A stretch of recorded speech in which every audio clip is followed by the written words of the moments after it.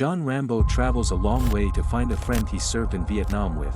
When he arrives, he is sad to find out his friend passed away the year prior from cancer caused by Agent Orange. After receiving the devastating news, he travels by walking alongside a highway to a town called Hope. A cop named Teasle drives up alongside him, and quickly makes it clear that their town doesn't appreciate drifters. He offers him a ride north, insisting he can find somewhere outside of town to eat. After he lets him out, Rambo turns around and starts walking back towards the town of Hope, only for the cop to spot him and place him under arrest for no reason. When they arrive at the police station, Officer Teasle claims he's under arrest for vagrancy, resisting arrest, and carrying a concealed weapon.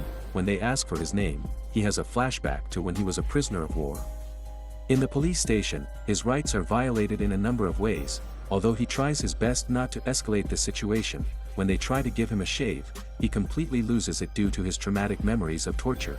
He kicks everybody's ass in the police station, and manages to escape on a stolen motorcycle. The arresting officer pursues him in a dramatic chase until his police cruiser flips. After he's forced to ditch the bike, Rambo climbs up a steep, rocky slope and starts gathering resources, or things he'll be able to use. Other officers arrive on scene, and Officer Teasle barks commands at them to aid in Rambo's capture. Search dogs accompany several officers up the steep slope, while Rambo stays ahead.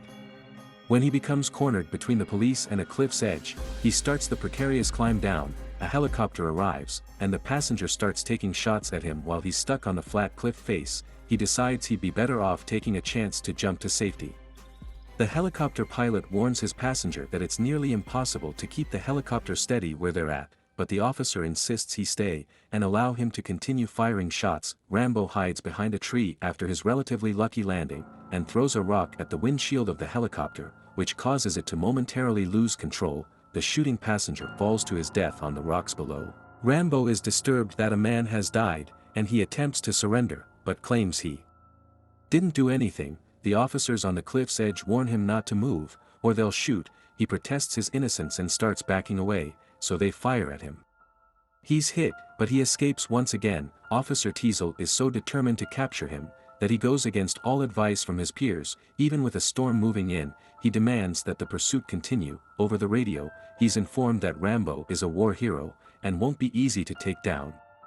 In the woods, there are more police and dog casualties, all without them even catching a glimpse of John. Now aware that he has a gun, they are doubly cautious as they step through the woods, wearing camouflage and utilizing extreme stealth. It's easy for Rambo to get really close to his targets. He takes down one, then two men, and in their haste to find him, another is stabbed by a sharpened stick trap.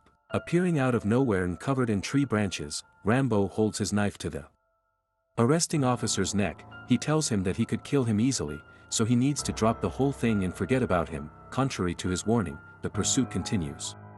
The surviving officers, along with ambulances, media crew, and more police, gather below the woods where Rambo is hiding. Officer Teasle refuses to let anyone else take over the hunt for Rambo. Even Colonel Samuel Troutman arrives on scene, and says he's there to pick up his boy, since he trained him and watched over him for the 3 years he served in Vietnam. He believes that he has the right. He says that technically speaking, Rambo messed up while fighting against the officers, because if he hadn't, they'd all be dead.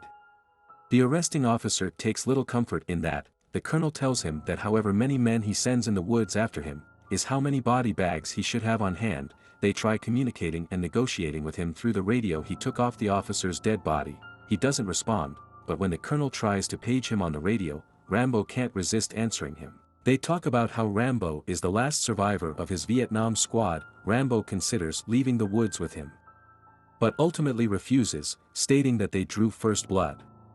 In the morning, a fleet of soldiers from the National Guard are hot on his trail. He encounters a civilian and scares the crap out of him, but spares his life. Rambo takes shelter in an old mining tunnel during an exchange of gunfire. When he runs out of ammo, the lieutenant tries persuading him to come out, but receives no response. They shoot a rocket launcher into the tunnel. Just after he bolts deeper into it, Rambo lights a match in complete darkness to create himself a torch. During cleanup to recover his body, the colonel argues that the arresting cop has made extremely poor decisions, and Rambo's headstone should not read Green Beret Soldier, survivor of countless missions in enemy territory, shot down by police for vagrancy. Obviously, The cop doesn't want to hear it, because he's an extremely stubborn and corrupt officer. As the colonel takes a look at the debris, he's becoming certain that Rambo is still alive. He's venturing deeper into a mineshaft, searching for anything useful, or a way out. He encounters hundreds of rats, but continues onward. In the narrow tunnels, the cop meets with the colonel, and confesses that he wanted to kill Rambo so badly. The colonel tells him that doesn't sit too well with the badge he's wearing. Meanwhile, Rambo finds a ladder and climbs out of the mines, but he's surrounded by army personnel and police. He jumps on top of an army vehicle to hijack it, kicking out the driver after he tells him what's in the back.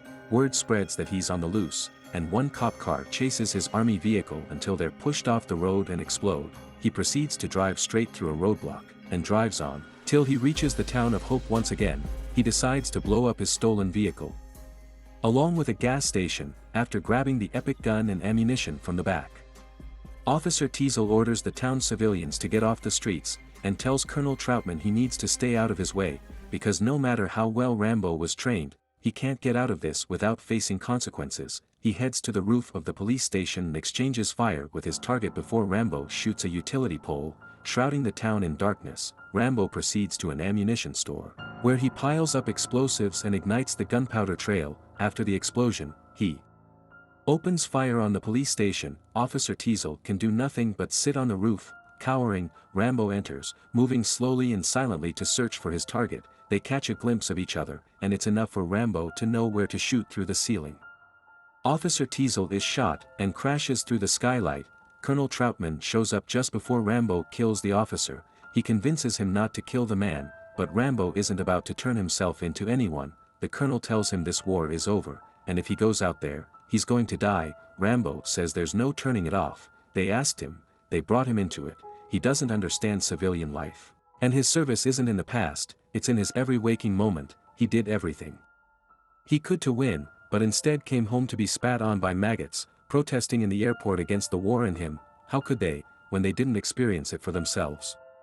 In his service, there was a code of honor, where he was in charge of flying helicopters, driving tanks, and handling million-dollar equipment. In civilian life, all the friends he knew, loved, and served with, were dead and gone. He tells the colonel about the time when his friend opened a wired box and exploded.